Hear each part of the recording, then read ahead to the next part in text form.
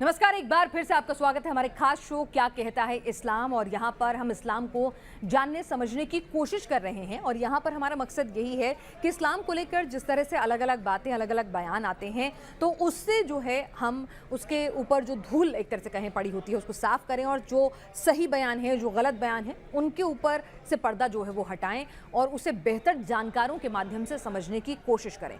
और इसी कड़ी में आज जो मुद्दा हम लेकर आए हैं वो मुद्दा है कि इस्लाम छोड़ने वालों की तादाद क्या हाल फिलहाल में बढ़ी है, क्या लोग इस्लाम छोड़ रहे हैं और अगर ऐसा है तो इसके पीछे की वजह क्या है।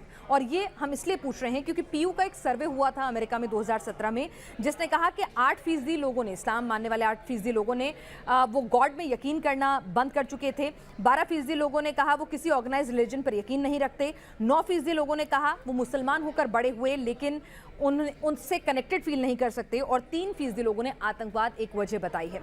तो इसी को हम यहाँ समझने की कोशिश करेंगे कि वाकई में क्या लोग एक्स मुस्लिम बन रहे हैं, क्योंकि इस तरह के फोरम्स हमें देश में, दुनिया के अलग अलग हिस्सों में दिख जाते हैं, या फिर इसके पीछे की वजह कुछ और है। हमारे साथ दो खास मेहमान इस्लाम के जानकार इस वक्त जुड़ चुके हैं। एक्स मुस्लिम साहिल हैं और अध्यक्ष AIIA के मौलाना साजिद रशीदी साहब भी इस वक्त स्टूडियो में मौजूद हैं। साहिल, क्योंकि आप खुद एक एक्स मुस्लिम हैं, सबसे पहले मैं आपसे जानना चाहूंगी कि आपको वाकई में लगता है या फिर एक प्रोपेगेंडा है कि अब नई पीढ़ी जो है इस्लाम छोड़कर एक्स मुस्लिम बन रही है जैसे कि आप? जी बिल्कुल, आपने सही सवाल किया। और अगर आप प्यू रिसर्च जिस सर्वे का आप हवाला दे रहे हैं, अगर आप देखें तो 2017 की सर्वे की रिपोर्ट है नॉर्थ अमेरिका के बारे में, अमेरिका या नॉर्थ अमेरिका की रिपोर्ट है। उसमें 23% मुस्लिम जो है उन्होंने इस्लाम छोड़ दिया है। 23% रेट, आप सोचिए हर जगह पे लोग इस्लाम छोड़ रहे हैं। तो उसकी वजह क्या है? जब एक इंसान खुद मुताला करता है कुरान का, हदीसों का, इस्लाम के कॉन्सेप्ट का, इसके अंदर जो कट्टरता है उसको जब देखता है, उसके दिलों में सवाल आता है, उसके जहनों में सवाल आता है और उसका कोई तसल्ली बख्श जवाब नहीं मिलता है, उसको ऐसा नज़र आने लगता है कि इसमें इंसानियत नहीं है, तो फिर लोग इस्लाम छोड़ देते हैं। और उसी में से मैं हूं और कई सारे ऐसे लोग हैं जो इस्लाम छोड़ रहे हैं। लेकिन प्रॉब्लम यह है कि बहुत सारे लोग सामने आके इसलिए नहीं बताते क्योंकि उनके घर वाले उनका साथ छोड़ देते हैं, उनके मोहल्ले वाले उनके अगेंस्ट में आ जाते हैं, उनका सोशल बॉयकॉट किया जाता है, यहाँ तक कि उनको जान से मारने की धमकी भी दी जाती है। इसलिए कई सारे लोग इस्लाम छोड़ने के बावजूद सामने खुल के आके बोल नहीं पाते हैं। जी मौलाना रशीदी साहब, क्या वाकई में लोग एक्स मुस्लिम बन रहे हैं? क्या वाकई में लोग इस्लाम छोड़ रहे हैं या फिर एक अलग तरह का प्रोपेगेंडा चल रहा है इस वक्त पूरी दुनिया भर में, जहां हम ऐसे फोरम्स देख रहे हैं एक्स मुस्लिम? देखिए, मैं आपको एक चीज़ बता देता हूँ। कुरान कहता है इन्ना दीना इंदल्लाहिल इस्लाम, अल्लाह के नज़दीक सबसे पसंदीदा दीन इस्लाम है, सबसे पसंदीदा दीन। और अल्लाह को फ़र्क नहीं पड़ता अगर सारी दुनिया मिलकर नमाज़ पढ़ना छोड़ दे, अल्लाह को मानना छोड़ दे, रसूल को मानना छोड़ दे, कुरान को मानना छोड़ दे। अल्लाह को फ़र्क नहीं पड़ता कि वो जितना बड़ा है उससे कम हो जाएगा, या अगर सारी दुनिया मिलकर नमाज़ पढ़ना शुरू कर दे, कुरान को पढ़ना शुरू कर दे, वो जितना बड़ा है उससे बड़ा हो जाएगा। ऐसा कुछ फ़र्क नहीं पड़ता। ये मेरी अपनी धारणा है, ये मेरा अपना मानना है कि मैं इस्लाम के साथ रहता हूँ या इस्लाम के साथ नहीं रहता हूँ। इस तरह के प्रोपेगेंडे इस्लाम के ख़िलाफ़ आज से नहीं चल रहे हैं, रहती दुनिया से लेकर आज तक और क़यामत तक चलेंगे। इस तरह के कुछ लोग हर दौर में आए हैं जिन्होंने नबूवत के भी दावे किए हैं, जिन्होंने कुरान की भी मुखालफत की है, और आज भी बहुत लोग हैं जो अल्लाह को नहीं मानते, जो कहते हैं हम नहीं मानते अल्लाह को। भाई ना माने तो उसमें कोई बुराई थोड़ा ही है। नहीं, आपको लगता मेरा है मानना ये है संख्या बड़ी है हाल फिलहाल में लोगों की देखिए, जो इस्लाम छोड़ रहे हैं? आपको ऐसा लगता है कहीं? मेरे नज़दीक, जो मैं अमेरिका, जैसे इन्होंने अभी बताया है,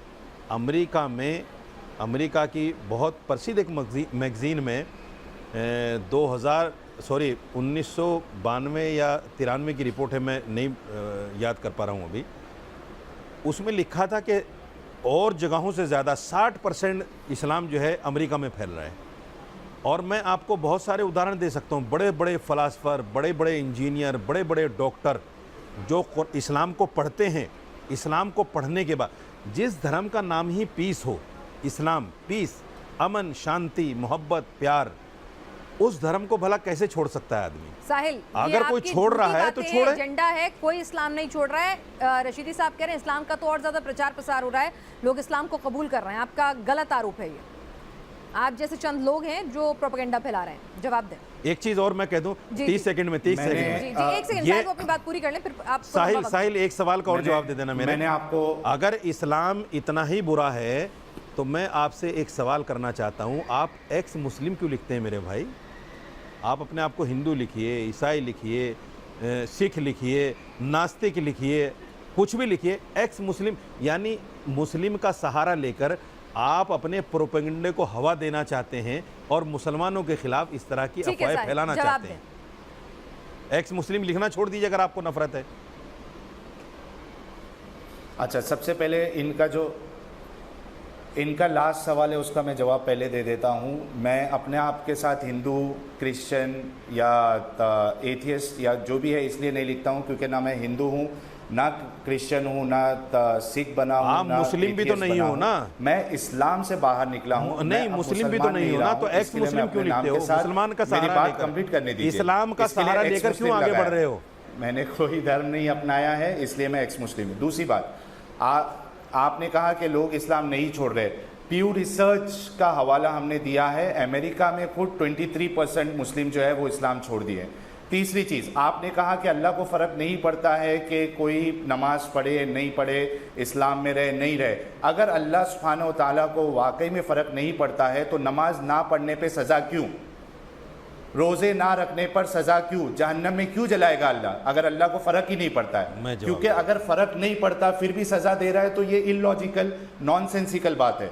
दूसरी चीज़, अगर इस्लाम में ना रहने से अल्लाह को फ़र्क नहीं पड़ता, उनका मर्तबा नहीं ऊपर या नीचे जाएगा, तो फिर मुर्तद को जो इस्लाम छोड़ दे, अल्लाह के रसूल सल्लल्लाहु अलैहि वसल्लम ने मौत की सज़ा क्यों बताई?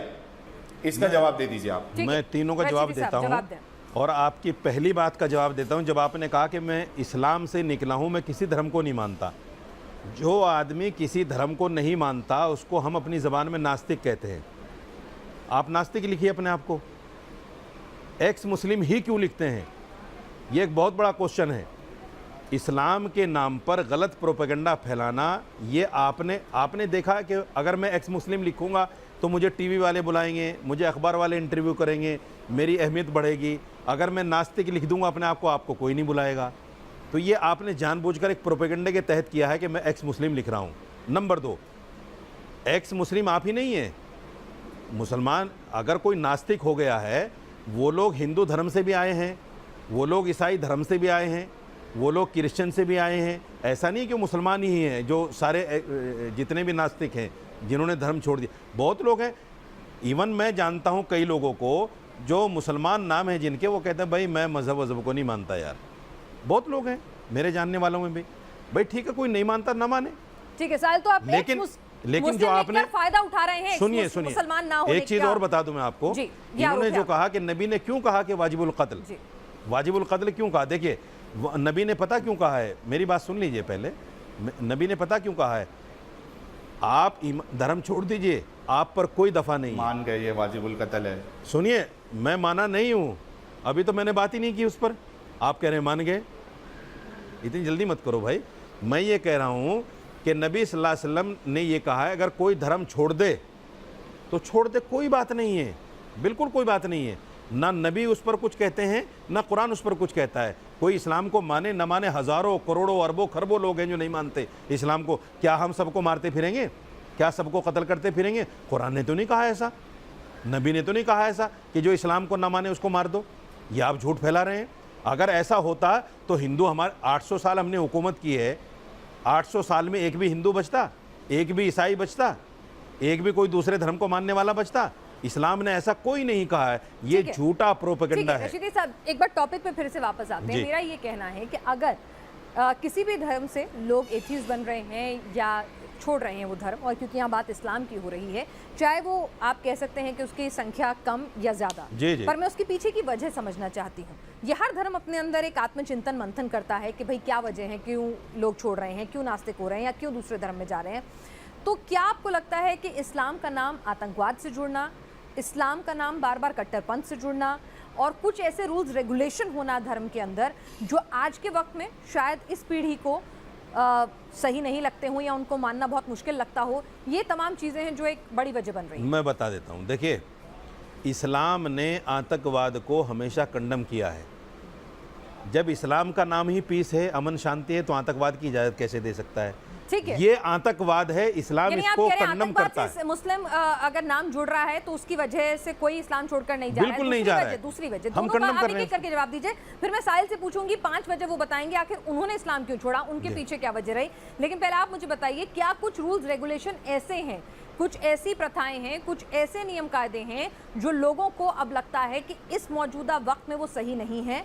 देखिए, मैं बताता हूँ, इसका कोई भी कारण नहीं है। धर्म से अलग होने का कोई कारण नहीं होता। कारण सिर्फ ये है, इन लोगों को मुंह भर पैसा दिया जाता है। कुछ ऐसी ऑर्गेनाइजेशंस जो हैं, काम कर रही हैं देश विदेश में, जो ऐसे लोगों को बाकायदा खरीदती हैं। मौलाना साहब, अभी आप थोड़ी देर पहले कह रहे थे अमेरिका में 63% की दर से इस्लाम फैला है, तब वहां माने कि पैसा देकर किया गया? नहीं। आप में चिंतन कीजिए, सही मायनों में मेरे कहने का मतलब है, मैं यहाँ किसी भी धर्म, इसलिए मैंने कहा कि ये सभी धर्मों पे लागू होता है। बिना सुनिए, मैं इस बात को इसलिए नहीं कह रहा हूँ। देखिए, हो सकता है किसी को बुर्का पसंद ना हो सकता है किसी को दाढ़ी रखना पसंद ना हो सकता है किसी को टोपी पहनना पसंद ना हो सकता है और भी कुछ रूल्स रेगुलेशन हो जो नहीं वाजिब लगते हो लोगों को। देखिए, इस्लाम के अंदर मैं आपको जो बता देता हूँ, इस्लाम में अल्हम्दुलिल्लाह, और मैं कहता हूँ कोई धर्म गलत नहीं सिखाता, गलत तो कोई सिखाता ही नहीं है।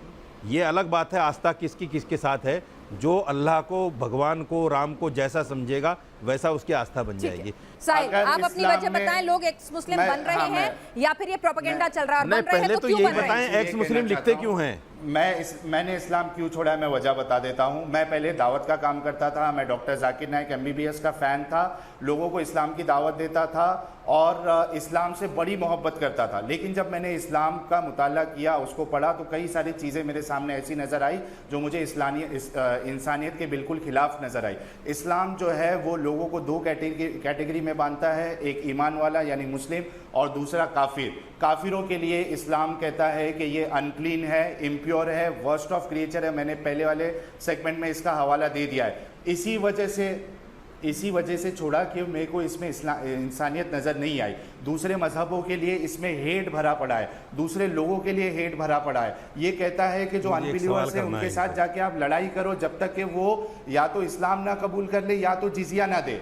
तो ये सब चीज़ें, फिर उसके बाद इस्लाम में सेक्स स्लेवरी का कॉन्सेप्ट है, इस्लाम में चाइल्ड मैरिज अलाउड है। साहिल भाई, मुझे आप एक चीज़ बता दीजिए, जब आप प्रचारक रहे हैं तो इस्लाम को बहुत पढ़ा होगा आपने। मुर्दे को कैसे नहलाया जाता है, ज़रा बता देंगे आप?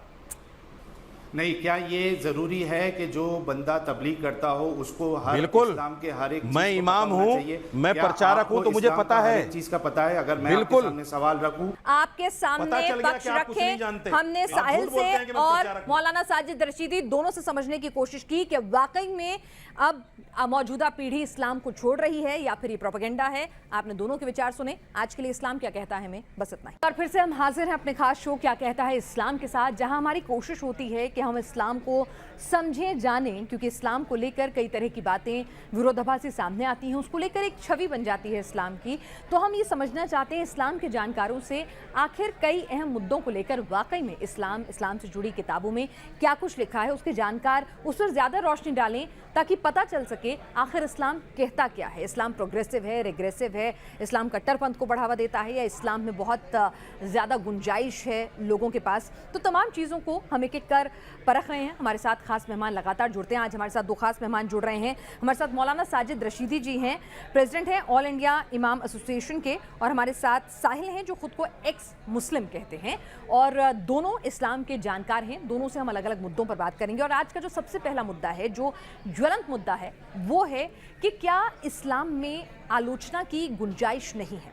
ऐसा हम इसलिए पूछ रहे हैं, इसलिए कह रहे हैं क्योंकि जिस तरह से आहत होते हैं इस्लाम में, अगर कभी इस्लाम को लेकर कोई आलोचना की जाती है या उसको लेकर कोई सवाल उठाया जाता है या कहीं से भी किसी तरह का कोई फ्रीडम लिया जाता है, तो उसके बाद हमने देखा है बहुत ही अग्रेसिव अप्रोच आती है। शार्ले अब्दो में हमने देखा कि क्या हुआ था एक कार्टून बनाने को लेकर, उसके बाद हमने देखा कि सड़कों पर क्या कुछ हो रहा है। ठीक है, अभद्र टिप्पणियां किसी को भी बर्दाश्त नहीं होती है, ना ही होनी चाहिए, वो सरासर गलत है, उनका हम खंडन करते हैं। लेकिन जिस तरह का तौर तरीका अपनाया जाता है उन आलोचनाओं का जवाब देने के लिए, क्या वो तरीका सही है? साहिल, सबसे पहले मैं आपसे शुरुआत करूंगी। देखिए, इस्लाम में क्रिटिसिज्म की थोड़ी भी गुंजाइश नहीं है।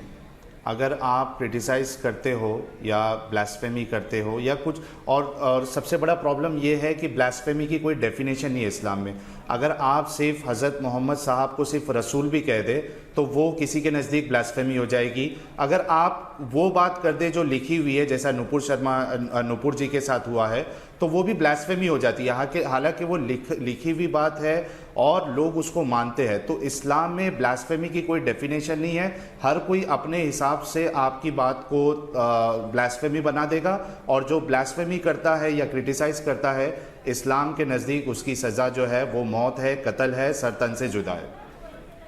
साजिद रशीदी साहब, हम आपसे समझना चाहेंगे कि ठीक है, हमने देखा है कि कई बार और धर्मों को लेकर भी, बिल्कुल बार बार मैं एक ही बात कहूँगी कि किसी भी धर्म की जो निशानियाँ हैं, उनकी जो होली बुक्स हैं या फिर उनके जो ईष्ट हैं, उनकी किसी भी तरह से आलोचना करना या उनको आहत करना या उसको लेकर अपशब्द बोलना, उसका हम खंडन करते हैं, किसी भी तरह से उसका हम समर्थन नहीं करते हैं। लेकिन हमने देखा है कि और धर्म में भी इस तरह की आलोचनाएं कई बार होते हैं, इस तरह की चीज़ें लोग अपनी नाराज़गी भी जाहिर करते हैं।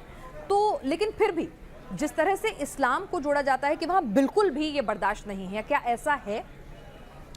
देखिए, एक चीज़ समझ लीजिए, कोई भी धर्म ऐसा नहीं है जिसमें इन आलोचनाओं की गुंजाइश हो। कोई भी धर्म नहीं है। यहाँ तो रिलीजन का मसला है, यहाँ तो धर्म का मामला है। धर्म के खिलाफ कोई आदमी जो धार्मिक होगा, वो धर्म के खिलाफ कोई भी बात को बर्दाश्त कर ही नहीं पाएगा। कत्ल कर दिया मेरे भाई ने भाई साहब, आप बीच में ना बोलें, मैं भी नहीं बोला और मैं बोलूँगा भी नहीं। आप जितनी बात बोलेंगे आप कहिए इत्मीनान से, मैं भी आपकी बात सुनूंगा, आप भी मेरी बात सुनिए, बीच में बिल्कुल कृपया मत बोलें। आपने कहा कि नुपुर शर्मा को लेकर जो बात हुई है वो हालांकि किताबों में लिखी है, लेकिन फिर भी इस तरह की बातें हो रही हैं। आपने आधा सच बोल दिया, आधा सच नहीं बोला। आधा सच ये है कि ठीक है, जो 6 साल 9 साल की बात है वो लिखी हुई है, मैं मानता हूँ। किसी भी धर्म विशेष के खिलाफ अगर किसी भी तरह की टीका टिप्पणी होती है वो नागवारा गुजरती है। साहिल, क्या इस्लाम में आप कह रहे हैं कि आलोचना की गुंजाइश नहीं है? हालांकि हर धर्म के लोग जब भी उनके ईष्ट को लेकर कोई भी टिप्पणी की जाती है, आहत होते हैं, सड़कों पर उतरते हैं, नाराजगी जाहिर करते हैं, कोर्ट में भी जाते हैं। हिंदू देवी देवताओं के भी अगर आपने झोले पे उनको छाप दिया, चप्पलों पे उनकी मूर्ति, चप्पलों पे उनकी तस्वीर उकेर दी, तो वो लोग भी नाराजगी जाहिर करते हैं। ऐसा नहीं है कि ये सिर्फ इस्लाम में हो रहा है या सिख धर्म में हो रहा है, हर जगह होता है। लेकिन आपको क्या लगता है कि जिसके जो तरीके होते हैं और जिस एक्सटेंट तक जाते हैं वो कहीं ना कहीं ज़्यादा हैं? आप क्रिटिसिज्म की बात कर रही है। इस्लाम की टेक्स्ट के मुताबिक अगर कोई इस्लाम छोड़ भी देता है तो उसके लिए भी कत्ल की सज़ा है। तो यहाँ पे ये जो दायरा है इतना कम है कि आप इसमें कुछ कर ही नहीं सकते। यानी एक इंसान अगर इस्लाम नहीं मानना चाहता, उसको वो सही नहीं लग रहा, तो उसको कत्ल की सज़ा क्यों मिले? मैं जवाब दे दूं? ये मेरा सवाल है। देखिए मौलाना साहब से। जी मैं बता रहा हूँ भाई साहब, कुरान में कहीं नहीं लिखा है कि अगर कोई इस्लाम को छोड़ दे तो उसकी सज़ा कत्ल है। कहीं नहीं लिखा है। अगर एक आयत आप कोड करके बता दें। नंबर 1, हाँ इतना ज़रूर कहा है कुरान ने, इन्नल मुनाफिकीना फी दरकिल अस्फली मिनन नार। हदीसों को नहीं मानते। अरे भाई, फिर बीच में बोल रहे हैं आप। ये बीच में बोलने वाला शोषा छोड़ दीजिए साहब। साहिल, आपके पास कोई रेफरेंस है कहाँ पर कहा गया है ऐसा, ताकि वो बता सके आपको काउंटर कर सके? एक मिनट सुनिए। देखिए, 2 बातें होती हैं। एक होती है इफ़हाम व तफ़हीम। इफ़हाम व तफ़हीम का मतलब समझना, समझाना। एक होता है सामने वाले को नीचा दिखाना। जो आदमी ये सोच लेकर बैठता है कि मुझे सामने वाले को नीचा दिखाना है, तो फिर वो ऐसे कुतर्क लेकर आता है जिन कुतर्कों की कहीं गुंजाइश नहीं होती। मेरा मानना सिर्फ ये है कि अगर हम बैठें, सिर्फ इस्लाम में क्या कमी है या क्या खामी है आपकी नज़र में, और मैं उसका जो बेहतर से बेहतर जवाब दे सकता हूँ, आप मुझे पूछिए, बिल्कुल मैं आपको जवाब दूंगा।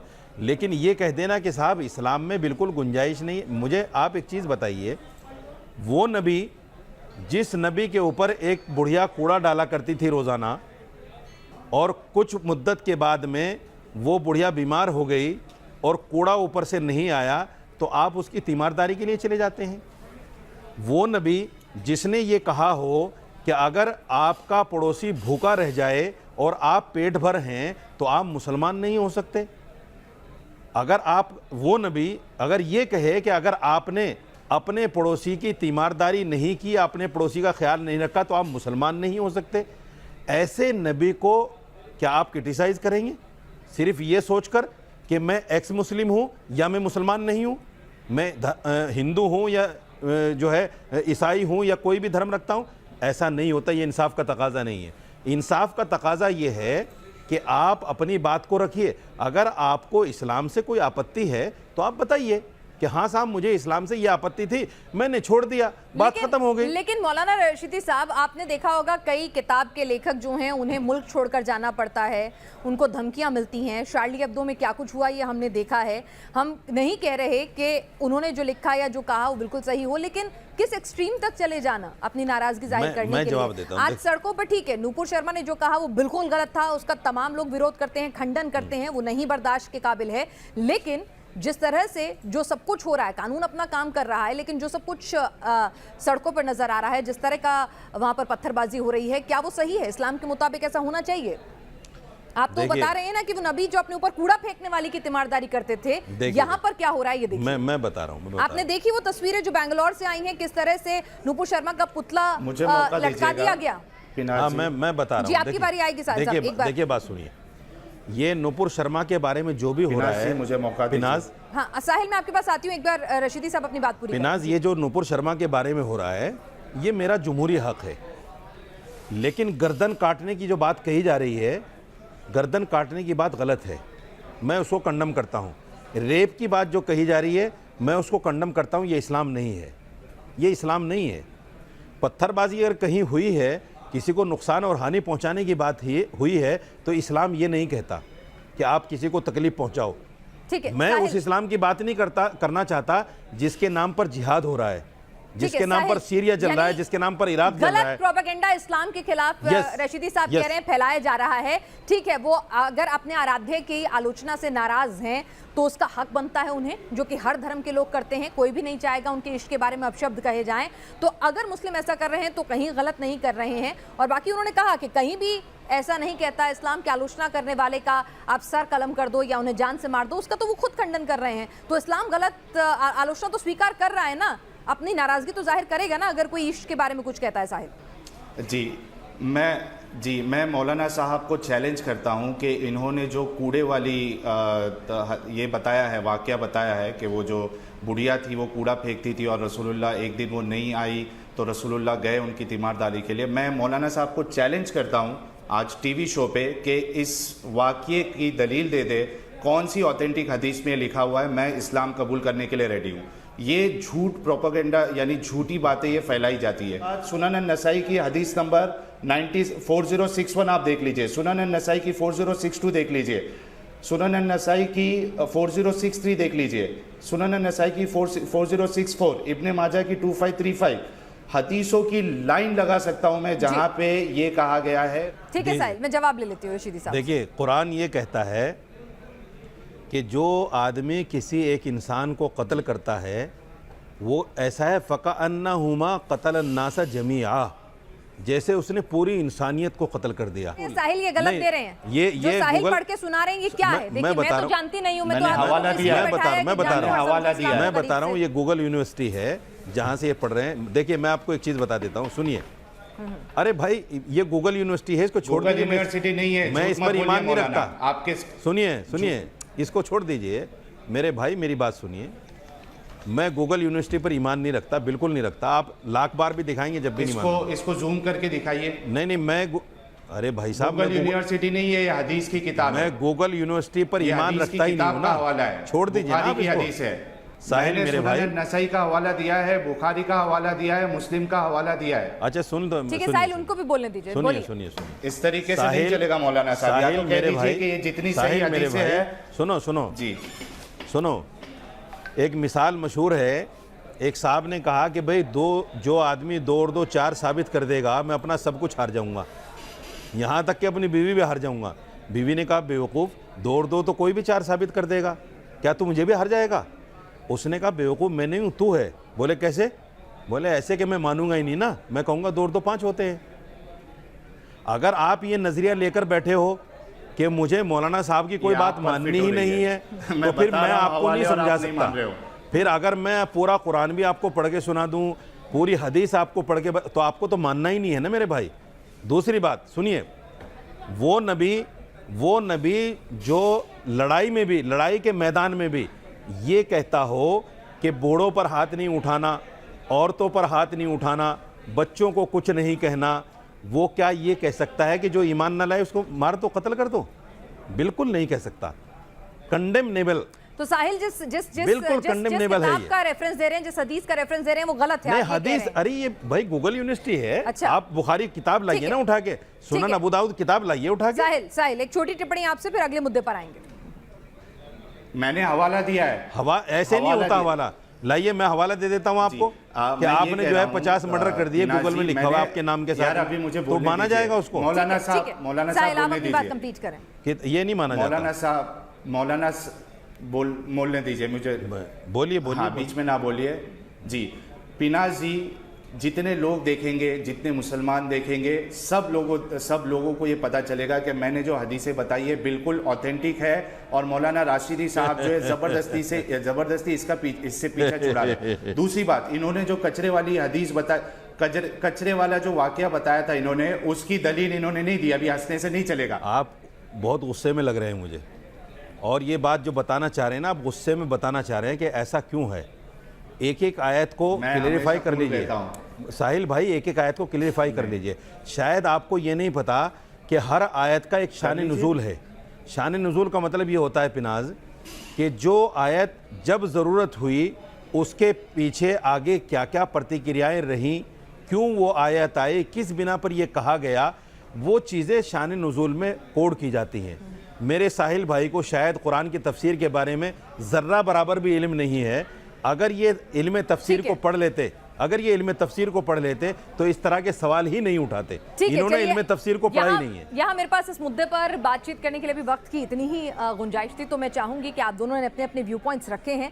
ठीक है, किसी भी धर्म में कोई भी उस धर्म का अनुयायी जो होगा अपने ईष्ट की या अपने धार्मिक ग्रंथों की किसी भी तरह से आलोचना है, उसके लिए अपशब्द बर्दाश्त नहीं करेगा, जो कि करने भी नहीं चाहिए। और न्यूज़ नेशन भी उन तमाम ऐसे लोगों का, ऐसी विचारधारा का, ऐसे बयानों का खंडन करता है। और हमने जानने की कोशिश की क्या जो विरोध का तरीका है वो किस हद तक और कैसा होना चाहिए। क्या कहता है इस्लाम में? एक बार फिर से आपका स्वागत है। हमारी कोशिश होती है कि इस्लाम में जो भी ज्वलंत मुद्दे होते हैं और उनको लेकर जिस तरह के बयान आ रहे होते हैं, तो उसको लेकर इस्लाम में क्या कहा गया है, कोई गलत जानकारी ना जाए, बल्कि इस्लाम में क्या कहा गया है उसको हम आप तक रखें। और ऐसा ही एक और मुद्दा जो आज आवाज़ उठने लगी है, ये कि इस्लाम में क्या रिफॉर्म्स की गुंजाइश है या नहीं है। चाहे वो 3 तलाक का मुद्दा हो, निकाह हलाला का मुद्दा हो, या फिर बुर्का हिजाब का मुद्दा हो, या और भी कई ऐसे मुद्दे हैं जिसमें एक तबका कहता है कि उसमें रिफॉर्म्स की ज़रूरत है, फिर एक तबका कहता है कि नहीं भाई ये तो सब कुछ लिखित है, उसमें आप किसी भी तरह का कोई रिफॉर्म या बदलाव कर ही नहीं सकते हैं। तो ऐसे में इस्लाम वाकई में क्या कहता है, क्या उसके जानकार कहते हैं कि वक्त के साथ क्या इस्लाम में रिफॉर्म्स की गुंजाइश है और क्या इस्लाम उसकी इजाज़त देता है और क्या उसकी ज़रूरत है। इन तमाम पहलुओं पर बातचीत करने के लिए हमारे साथ एक्स मुस्लिम साहिल इस वक्त हैं और मौलाना साजिद रशीदी जी, अध्यक्ष हैं AIIA के, वो भी हमारे साथ हैं। मौलाना साजिद रशीदी जी, चर्चा आपसे शुरू करेंगे। हमने देखा है कि हर धर्म में रिफॉर्म्स हुए हैं, वक्त के साथ हर धर्म में कुछ ना कुछ बदलाव हुए हैं, और ऐसे में कुछ कुरीतियाँ, कुछ गलतियाँ, कुछ चीज़ों को मॉडिफाई भी किया गया है। आपको क्या लगता है, क्या इस्लाम में बदलाव की, रिफॉर्म्स की, अगर मैं सही शब्द का इस्तेमाल करूं, रिफॉर्म्स की क्या कहीं कोई गुंजाइश है? क्या इस्लाम उसकी इजाज़त देता है? देखिए, रिफॉर्म का दूसरा नाम हम इस्लामिक ज़बान में जो कहते हैं वो इज्तिहाद है। इज्तिहाद यानी कुरान से हदीस से मसाइल को निकालना, कुरान से हदीस से हालात के एतबार से मसाइल को बयान करना। आज के ज़माने में उस टाइप के लोग नहीं हैं जो इतना कड़ा रिसर्च कर सकें कुरान पर, हदीस पर, और वो इस तरह की बातें। अब जैसे ट्रिपल तलाक के मसले को ले लीजिए, ट्रिपल तलाक के मसले को माना मुसलमानों ने, जब कानून आया तो माना उसको, यहाँ गुंजाइश थी तो माना, यही रिफॉर्म है। दूसरी बात, कुछ चीज़ें लेकिन ऐसी रशीदी साहब, गुंजाइशें बदल जाती हैं। फ्रांस में आप हिजाब बुर्का नहीं पहने अलाउ आप मान जाते हैं, हिंदुस्तान में उसी पर बवाल हो जाता है। तो ये रिफॉर्म्स की थिन लाइन कहाँ है? नहीं, अगर आप सियासी सवालों और जवाबों को भी इस्लाम से जोड़ेंगे तो फिर तो उसका नहीं, तो जवाब मैं ही सियासी सवाल नहीं, मैं पूछ रही ये हूँ कि सियासी भाई है ना। अगर नहीं सियासी नहीं, आपकी बुरके बात पर समझिए। सुनिए, मैं बुरके सिंपल सा एक चीज पूछना चाहती हूँ। बुरके पर जो हिंदुस्तान में हंगामा हुआ है ये सियासी तो था सारा, ये कोई धार्मिक थोड़ा ही था। आप मुझे बताइए, अगर इस्लामिक हो तो बताइए। इस्लामिक था ही नहीं, अगर सारा धार्मिक था। अगर कोई ये कहता है, 3 तलाक के मुद्दे को भी पहले ये कहा गया कि एजेंडा है एक पार्टी का और ये इस्लाम के हिसाब से, शरिया के हिसाब से ना चलने देने की उनकी धार्मिक स्वतंत्रता में, इसीलिए कोर्ट में भी गए ना। नहीं तो अगर होता तो पहली बार में चुपचाप मान लिया जाता, कोर्ट में चैलेंज नहीं होता। मेरी बात समझिए, यहाँ पर हम एक चीज समझना चाह रहे हैं कि इस्लाम में क्या कुछ रिफॉर्म्स की, अगर हम बुर्का प्रथा की बात करें या पर्दा प्रथा, बुर्का तो है भी नहीं शब्द, ऐसा कुछ जानकारों ने मुझे बताया जब हमने पिछले एपिसोड्स किए, तो अगर पर्दा प्रथा है, कोई लड़की है उसे स्विमिंग चैंपियनशिप में भाग लेना है और ऐसे में उसे लगता है कि हाँ यहाँ रिफॉर्म होना चाहिए, तो इस तरह की कोई गुंजाइश इस्लाम में है कि नहीं? देखिए, पर्दा जो आज के टाइम में जो बुर्का है ना, इस्लाम में तो ये बुर्का है ही नहीं, ये पर्दे में आता ही नहीं है। पर्दे का मतलब पता क्या है? पर्दे का असल मतलब ये है। जी, मैंने उस पर पूरा शो किया है, बिल्कुल मालूम है, लेकिन मैं वही पूछ रही हूँ कि अगर कोई स्विम कंपटीशन में जाना चाहता है, वहाँ पे हिजाब नहीं पहन सकता है, वहाँ पे चुस्त कपड़े पहनने ही पहनने पड़ेंगे, और उसकी डिमांड ही ऐसी है, तो फिर ऐसे में क्या करे कोई शख्स? ये हिंदुस्तान है, ये हिंदुस्तान है। जब साहिल जैसा आदमी इस्लाम को छोड़ सकता है तो कोई आदमी आधे कपड़े पहनकर क्यों नहीं जा सकता कहीं भी? किसने मना किया है? कोई मना नहीं करता। आप इस्लाम को छोड़ें, इस्लाम को माने न माने, मौलाना कौन किसी पर तलवार लेके फिर रहा है कि नहीं जी अगर आपने आधे कपड़े पहन लिए तो आप मुझे बताइए, जो इस्लाम पर सवाल उठाते हैं उनको ये नज़र नहीं आता कि फिल्मों में जिस तरह से औरत की बेइज्जती की जाती है और जिस तरह से सीन दिखाए जाते हैं और दर्शाए जाते हैं, इस पर कोई सवाल नहीं उठाएगा। बड़े सारे फतवे आईब्रो कराने पर भी फतवा होता है, नहीं, वो आप देखिए किसी भी तो फिल्म इंडस्ट्री में जाने पर भी फतवा होता है, ऐसा नहीं है। तो मैं वो पूछ रही हूँ, क्या कहीं कुछ आपको लगता है वक्त के साथ, जैसे हर रिलीजन में कुछ ना कुछ अगर कोई फतवे को यहाँ मत जोड़िए। नहीं, मैं एक चीज पूछ रही हूँ आपसे, आप समझिए, फतवा अपनी जगह है। एक समझने के तौर पर आपसे समझना चाहती हूँ, क्योंकि आप जानकार हैं कि भाई हर चीज में बदलाव की और एक गुंजाइश होती है, उसमें कुछ कमियां हो या मौजूदा वक्त के साथ अगर कुछ बदलाव की जरूरतें हो तो वो करने की, हर धर्म में हम देखते हैं, हर समाज में हम देखते हैं, वो होता है। तो क्या इस्लाम में इस तरह की रिफॉर्म्स की आपको लगता है जरूरत है? हिंदुस्तान जमहूरी मुल्क है।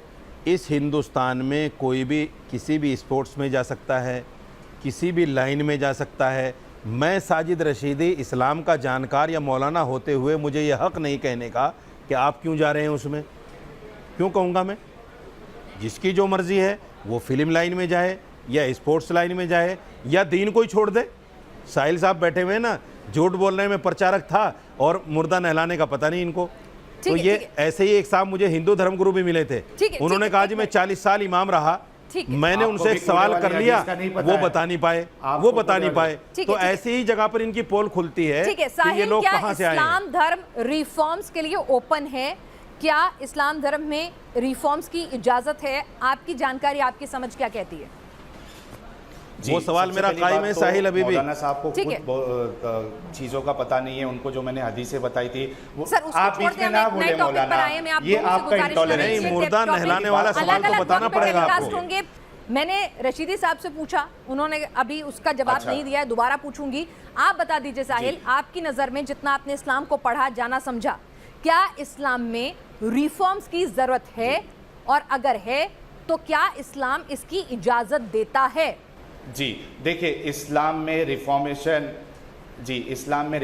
इसलिए पॉसिबल नहीं है क्योंकि इस्लाम को परफेक्ट रिलीजन बोला गया है। जो चीज़ परफेक्ट होती है उसमें गुंजाइश नहीं होती है कि आप उसमें चेंजेस करो। इम्परफेक्ट चीज़ जिसमें कमियां होती है उसमें चांसेस होते हैं।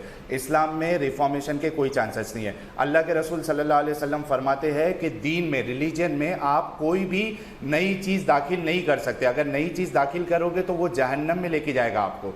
तो इस्लाम में रिफॉर्मेशन पता नहीं है। इसी वजह से मौलाना साहब ने, जब आपने सवाल किया इस्लाम में पॉसिबल है क्या नहीं है कि एक लड़की स्विमिंग कंपटीशन में जाए, उन्होंने वो जवाब नहीं दिया, उन्होंने हिंदुस्तान का हवाला दिया। तो मैं ये कहूँगा कि हिंदुस्तान का जो हमारा कॉन्स्टिट्यूशन है, जो कानून है, वो इस्लाम से करोड़ों गुना अच्छा है। इसमें चेंजेस भी आ सकते हैं वक्त के एतबार से, और इसमें और भी गुंजाइश है कि इंसानियत के मुताबिक इसमें कानून बनाए जाए, लेकिन इस्लाम में रिफॉर्मेशन की कोई पॉसिबिलिटी नहीं है। साजिद और साहब यही ये कह रहे हकीकत हैं कि इस्लाम में रिफॉर्म्स हो ही नहीं सकते क्योंकि इस्लाम तो कहता है कि वो परफेक्ट रिलीजन है। आप जवाब दें, क्या ऐसा है? देखिए, मैंने पहले ही कहा कि इस्लाम में रिफॉर्म का जो प्लेटफॉर्म है वो इज्तिहाद है, जिसका साहिल को हवा भी नहीं है, न इनको इल्म तफसीर की हवा है, न इनको इज्तिहाद की हवा है। क्योंकि अगर ये पढ़कर आते कहीं से, अगर इन्होंने कहीं पढ़ा होता इस्लाम को और किसी अच्छे उस्ताद की उसमें पढ़ा होता तो शायद इनको इन्होंने सारा व्हाट्सएप पे, फेसबुक पे, गूगल पे पढ़ा इस्लाम को, इसलिए इनके सामने गलत जानकारियाँ हैं। दूसरी बात, इन्होंने कहा कि साहब हिंदुस्तान के कंटेक्स्ट में पूछा है या इस्लाम के कंटेक्स्ट में। मैं आपको ये बताना चाहता हूँ, जब हम यहाँ इस्लाम की बात करते हैं साहिल मियाँ, तो हम पर एक इल्ज़ाम ये लगता है कि ये देश शरीयत से नहीं चलेगा, ये देश संविधान से चलेगा। तो हम यहाँ शरीयत की बात नहीं कर सकते मेरे भाई, हम यहाँ संविधान की ही बात करते हैं कि साहब ये देश संविधान से चलता है। सर, देश तो संविधान से ही चलेगा, लेकिन मैं आपसे जो समझना चाह रही हूँ वो आपसे फिर से सुनिए रशीदी साहब, आप हिंदुस्तान की बात नहीं करिए, मैं इस्लाम की बात कर रही हूँ। यहाँ पर जवाब नहीं देंगे। एक मिनट, मैं इस्लाम की बात कर रही हूँ। यानी कि आप कह रहे हैं कि इस्लाम में रिफॉर्म्स हो सकते हैं। मैंने बोला ना जिहाद उसका रास्ता है, मैंने बोला ना इज्तिहाद जो है, इज्तिहाद जिसको कहा जाता है, जो बड़े मुहद्दिसीन, मुफस्सिरीन, मुफक्किरीन हैं हमारे यहाँ, ये हमारी लैंग्वेज है, जो हमारे मौलवी मुफ्ती के बाद में जो लोग इस पर जानकारी रखते हैं, वो जब सर जोड़कर बैठते हैं तो बहुत सारी चीजें निकल कर आती हैं। तो आपको लगता है कि रिफॉर्म्स की कुछ जरूरत है क्योंकि जमाना बदल गया है, वक्त बदल गया है, बिल्कुल जरूरत है। अब जैसे देखिए निकाह हलाला की बात आप करते हैं, लेकिन उसको तो फाइट करने के लिए पहुंच जाते हैं कोर्ट में, वो कहते हैं वो तो इस्लाम को खत्म और बर्बाद करने की कोशिश है। सुन लीजिए ना, निकाह हलाला क्या है इस्लाम में? नहीं है निकाह हलाला इस्लाम में क्या है? इस्लाम में शर्त के साथ निकाह जायज़ ही नहीं है कि आपसे ये कहा जाए कि एक रात के लिए मैं आपको निकाह में ले रहा हूँ, सुबह तलाक दे दूंगा, ये निकाह ही नहीं होता, तो निकाह हलाला कहाँ से हो गया? दूसरी बात, एक वक्त आया था नबी पाक सल्लल्लाहु अलैहि वसल्लम की पूरी हलाला प्रथा इस्लाम में है ही नहीं, इस्लाम में नहीं होता था। मैं बता रहा हूँ, सुनिए मुझे एक मिनट दीजिए। नबी पाक सल्लल्लाहु अलैहि वसल्लम की जिंदगी में भाई तो 3 तलाक भी इस्लाम में नहीं था, आप कह रहे हैं प्रोपेगेंडा था। नबी पाक सल्लल्लाहु अलैहि वसल्लम की जिंदगी में, नबी पाक सल्लल्लाहु अलैहि वसल्लम की जिंदगी में हलाले का एक वाकया पेश आया, एक वाकया सिर्फ, और वो चूंकि सहाबा नबी पाक सल्लल्लाहु अलैहि वसल्लम की ज़िंदगी को जिन्होंने देखा था, वो डरते थे कि आने वाले वक्त में अगर कोई गलत हमसे हो जाए तो कहीं ऐसा ना हो, इस्लामिक रूह से हमारी पकड़ हो जाए। तो वो एक वाकया पूरी ज़िंदगी में आया। आज जो हलाला के नाम पर मौलवी जो भी कोई कुछ कर रहा है, मैं उसको कंडम करता हूँ। नहीं, आप करते हैं, लेकिन मैं वही तो कह रही हूँ कि इस्लाम करता है, तमाम लोग इकट्ठे होकर, वही मैं कह रही हूँ कि जो आपकी बॉडीज होती हैं, पूरी दुनिया की जो बॉडीज होती हैं मिलकर, क्यों नहीं इसको खत्म कर देते? सब कंडम करते हैं। कंडम करना और खत्म करना कि इस्लाम का हिस्सा नहीं है, गलत है। आप इस्लाम को आप इस्लाम को गलत आप मुझे बताइए, जब मैं आपको कह रहा हूँ कि शराब पीना नाजायज है, तो ये खत्म करना ही तो हुआ कि मत पीजिए। मैं कह रहा हूँ कि निकाह हलाला कोई चीज नहीं है, इसको खत्म करना किसे कहते हैं? मुसलमान तो शराब भी पीता है, मुसलमान तो चोरी भी करता है, मुसलमान तो जिना भी करता है। इस्लाम में कोई कुरीति है ही नहीं, ये बदनाम करने की साजिश है। देखिए, जो कानून इस्लाम ने दे दिया है, मिसाल एक छोटा सा एग्जांपल दूंगा ताकि इनकी बात जो है डिबंक हो जाए। अगर इस्लाम 5 टाइम नमाज का कानून बताता है कि आपको 5 टाइम नमाज पढ़ना है, कोई मुज्तहिद इज्तिहाद करके वो 5 टाइम की नमाज को 6 टाइम की या 3 टाइम की नहीं बना सकता। इज्तिहाद उन मामलों में होता है जहां पे कोई नया मसला आ गया। नहीं, ये कोई सवाल हुआ, कोई नया मसला आ गया। मेरी आवाज आ रही है? जेंडर पर अगर कोई बात करे, आप मानोगे उसको? मेरी बात सुन लीजिए, इज्तिहाद वो मामले में होता है, नमाज इस्लाम का बेसिक हिस्सा है, आप उस पर इज्तिहाद करने की बात कर रहे हैं। 5 फर्ज पे कहां इज्तिहाद हो सकता है? 5 फर्ज में कौन रिफॉर्म करेगा? तो 5 फर्ज बताइए। देखिए बात, इस्लाम के 5 बुनियादी एग्जैक्टली इस्लाम के, लेकिन और भी बहुत जो चीजें बता दी गई है उसमें रिफॉर्मेशन नहीं हो सकता। आपको तो इज्तिहाद की हवा भी नहीं, आप ये भी नहीं बता सकते इज्तिहाद क्या है। आप मुझे यही बता दीजिए इज्तिहाद क्या है। रशीदी साहब, बस मुझे एक बात बताइए, कुछ ऐसी चीजें इस्लाम की, देखिए जिसमें आपको लगता हो कि भाई इन चीज़ों में अब रिफॉर्म्स की ज़रूरत है, हमें खुद पहल करके आगे बढ़कर वक्त के हिसाब से, बदलते समाज के हिसाब से हमें ये रिफॉर्म्स इस्लाम में लाने चाहिए? कुछ बता सकते हैं आप, या आपको लगता है नहीं पिक्चर परफेक्ट है, कुछ नहीं करना चाहिए? देखिए बात सुनिए, आपने खुद कहा था कि हाँ मैं भी समझता हूँ रिफॉर्म्स की जरूरत है। जब जब किसी ने इस्लाम को मुसलमान के अमल से तोला है तो इस्लाम पर 1000 उंगलियां उठाई हैं, 1000 सवालात हुए हैं, क्योंकि मुसलमान बावजूद मना करने के शराब पीता है, बावजूद मना करने के जिना करता है, बावजूद मना करने के चोरी करता है, बावजूद मना करने के बहुत सारी ऐसी बातें करता है जो धर्म के एतबार से सही नहीं है। अगर इस्लाम को इस्लाम के नज़रिए से आप देखोगे तो आपको, मैं दावे के साथ कहता हूं कि इस्लाम में उंगली रखने की गुंजाइश नहीं मिलेगी, उंगली रखने की। चूँकि मैं पहले ही बता चुका हूं कि इस्लाम जो है पीस, अमन रिफॉर्मेशन नहीं और होगा। ऐसा मजहब है कि कोई रिफॉर्म की जरूरत नहीं है, इस्लाम पिक्चर परफेक्ट है। नहीं, जैसे इन्होंने एक सवाल किया कि साहब नमाज में रिफॉर्म, का इस्लाम आप मुझे आज भी बताइए। वाजिब है, आप कह रहे हैं कि जैसे कि अगर कोई चोरी करे तो हाथ काट दो, वो अभी भी चलना चाहिए? नहीं, मैं बता रहा हूँ, नहीं, हिंदुस्तान में नहीं चलता। हिंदुस्तान को छोड़ी, मैं इस्लाम की बात कर रही हूँ आपसे। मैं आपसे इस्लाम की बात कर रही हूँ, आप हिंदुस्तान पर, मैं बॉर्डर बात कर रही हूँ, इस्लाम की बात कर रही हूँ। हिंदुस्तान कानून से चलता है, चल रहा है और आगे भी चलेगा। इस्लाम में जो चोरी पर हाथ काटने का सजा है वो सजा इसलिए नहीं, उनके सवाल का वो जवाब सजा दीजिए। इसलिए नहीं है, सजा इसलिए है ताकि दोबारा कोई चोरी करने का दुस्साहस न कर सके। मैं वही रेप तो, करने पर जो फांसी की सजा है, रेप करने पर जो रजम करने की सजा है, वो इसलिए है ताकि दोबारा कोई रेप करने की सोच भी ना सके। रशीदी साहब, आप सऊदी में जाइए, चोरी नहीं होती, सऊदी में जाइए, रेप नहीं होता, नहीं होता। रशीदी साहब, अफगानिस्तान चले जाइए, वहाँ क्या हो रहा है वो भी आपको पता होगा। सऊदी और अफगान का इस्लाम अलग अलग है क्या? कौन कह रहा है? हाँ, एक मिनट आप सुन लीजिए मेरी बात। नहीं, कौन कह रहा है अफगान का इस्लाम अलग है? मैंने क्या कहा, मैं अगर इस्लाम अलग होता तो आज सारी दुनिया नूपुर शर्मा के खिलाफ नहीं होती। इस्लाम, अगर नूपुर शर्मा के खिलाफ नहीं होती सारी दुनिया। महिलाएं पढ़ती हैं, इस्लाम एक है सबका। हिंदुस्तान में महिला IAS बनती है, टीवी चैनल पर बैठकर डिबेट करती है। और सऊदी में क्या हो रहा है? सऊदी में अलग इस्लाम है और अफगानिस्तान में क्या इस्लाम हो रहा है? सऊदी में किसने मना किया है? नहीं किया तो अफगानिस्तान में क्या हो रहा है? बच्चियों को स्कूल क्यों नहीं जाने दिया जा रहा है? अफगानिस्तान में भी नहीं मना करता। क्या बात कर रहे हैं? क्या बात कर रही हैं आप क्या बात कर रही हैं? इस्लाम नहीं, क्या अफगानिस्तान में स्कूल नहीं है? वापस नहीं लौटाया क्या अफगानिस्तान में कॉलेजेस नहीं है? क्या अफगानिस्तान में फुटबॉल नहीं खेला जाता? क्या हो रहा है आपको नहीं क्या पता? अफगानिस्तान में क्रिकेट नहीं खेला जाता? अफगानिस्तान में ऐसा क्या है जो नहीं होता? अफगानिस्तान में बच्चियों के साथ मोहतरमा क्या हो रहा है अफगानिस्तान के बारे में पढ़िए। आपको नहीं पता अफगानिस्तान में बच्चियों के साथ क्या हो रहा है? आपको नहीं टीवी के पता? एंकर्स को बुर्का पहना के पूरा नकाबपोश करके वो टीवी पर आ पाते हैं। पर्दा अपनी जगह है, अच्छा। लेकिन खेलने को कौन मना करता है वहाँ? अच्छा, स्कूल में जाने को कौन मना करता है? ब्यूटी पार्लर कॉलेज में जाने को कौन मना करता है? ब्यूटी पार्लर जाने को कौन मना करता है? सारे ब्यूटी पार्लर बंद करा दिए। साहिल ये कह रहे हैं कि अफगानिस्तान में, अफगानिस्तान का नाम लेके इस्लाम को बदनाम करने की कोशिश कर रहे हैं। हो रहा है वो ऐसा कुछ नहीं दिखता है इन्हें। आपको भी नहीं दिखता है? कोई भी जगह का इस्लाम, किसी भी मुल्क का इस्लाम जुल्म नहीं करता, ये बात याद रख लीजिए। जी, ये बीच में ना बोले जी। मैं ये कह रहा हूं कि जो आपने एक एग्जाम्पल दिया था स्विमिंग कंपटीशन में, क्या एक मुस्लिम लड़की जा सकती है इस्लाम के मुताबिक? इसमें रिफॉर्मेशन ये करा सकते हैं? इन्होंने लास्ट तक नहीं जवाब दिया। जवाब होना चाहिए। अरे मेरे भाई, सानिया मिर्जा खेलती है ना, कौन मना कर रहा है? कितनी मुस्लिम लड़कियां जा रही हैं स्विमिंग में? इस्लाम में कितनी मुस्लिम लड़कियां क्रिकेट खेल रही हैं? काटने की जगह है, इस्लाम की बात हो रही है। क्या बात आप कर रहे हो? मोमिनों की बात कौन मना कर रहा है? किसी मौलवी ने फतवा दिया उनके खिलाफ जलेबी ना बनाओ कि इसको कत्ल कर दो? इस्लाम की बात है। क्या बात कर रहे हो आप? फतवा दे दो कि इस्लाम के हिसाब से आप बोलो कि इस्लाम आप बता दो ना, जो आपसे सवाल किया वो तो जवाब दे नहीं पा रहे हो आप। स्विमिंग सूट पहन के जो आपसे सवाल हुआ उसका जवाब तो आप दे नहीं पा रहे हो, लेकिन आपको 2-2-5 बताना है। कूड़े वाली हदीस का रेफरेंस बताइए 2-2-5। कूड़े वाली हदीस का, क्योंकि आपको समझना नहीं है ना इस्लाम को, आपको समझना नहीं, क्रिटिसाइज करना है। आपने इस्लाम में रिफॉर्म्स की इजाजत है या नहीं?